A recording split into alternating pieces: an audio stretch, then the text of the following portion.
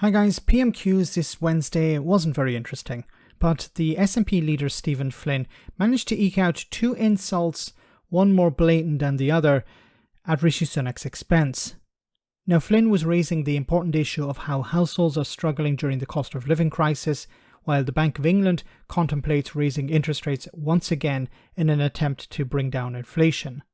Now while Stephen's line of attack on Rishi Sunak may garner a few giggles, Sir Lindsay Hoyle wasn't too happy about it. Have a listen. Mr Speaker, in February the Prime Minister told this here House that borrowing costs are back to where they should be. In March he boasted we are on track to halve inflation by the end of the year. And in May he then said economic optimism is increasing. Well, given the dire economic reality of today, is it not now clear that he's taken his honesty lessons from Boris Johnson? Yeah. I love this. And I said this before. You need to bend the rules of the House of Commons in a sense. There's no point asking questions of the Prime Minister because the Prime Minister is not going to answer those questions. There's no point asking questions of a minister. They won't answer the questions. You ask them a question, they'll talk about something else. They'll answer a different question. So it's pointless. We've seen it on so many occasions. An MP stands up, asks a reasonable question, and the Minister or the Prime Minister or the Secretary of State just talks about something else. It doesn't even have to be an opposition MP. It can even be one on their own side. But this is what you have to do. You have to grandstand. You have to use that as a platform to take potshots at the Prime Minister. Because, as I said, it's pointless asking questions because they don't answer the questions. Well, Mr. Speaker, the honourable gentleman also failed to mention that not just the Bank of England, not just the OBR, not just the OECD, but also the IMF, all of them have upgraded their growth outlook for the United Kingdom economy this year. Whilst he and others were predicting that this country would enter a recession, the actions of this government have meant that we have so far averted that, and we continue to be on track to keep reducing inflation because that is the right economic priority. This isn't going to age very well, this clip. The plan is to, the plan is to actually have a recession because it's the best way to bring down inflation. You know, Jeremy Hunt sitting right next to the Prime Minister there, that's his plan. Whether to have a long period of recession or a short period of recession, but to have one anyway, because nothing is working to bring down inflation. Inflation is stuck. So a recession is the only way to achieve that. The Bank of England is increasing interest rates because it thinks that the economy is overheating. Of course it's not.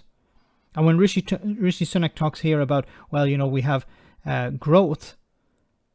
Yes, because the UK started at the lowest point.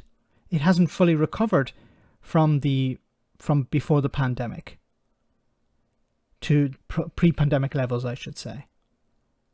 So the plan is not to grow the economy. It's the opposite. The plan is actually to have a recession. And Rishi Sunak talking about how dare you say, or you know, your side is talking about a recession. Yeah, it's coming. Can I just say, I want people to be a little bit more cautious on what they say. This is the present serving Prime Minister. The danger will, it could be misled in the way that it was put. Stephen? He's completely useless, isn't he? It's like, yeah, like Rishi Sunak wouldn't lie to Parliament. Mr Speaker, listening to the Prime Minister's answer, I don't think he quite grasps the reality of the economic situation facing households across these aisles. But how could he? But it doesn't need to... Oh, that's bad. How could he? How could Rishi Sunak understand the problems ordinary people are facing? You know, isn't his wife richer than the ex-queen? I don't know if she's richer than the king. So obviously Rishi Sunak doesn't understand the problems people are going through. The recent support that was given to people on universal credit, £150 a year. Like, Rishi Sunak probably spends that on toothbrushes.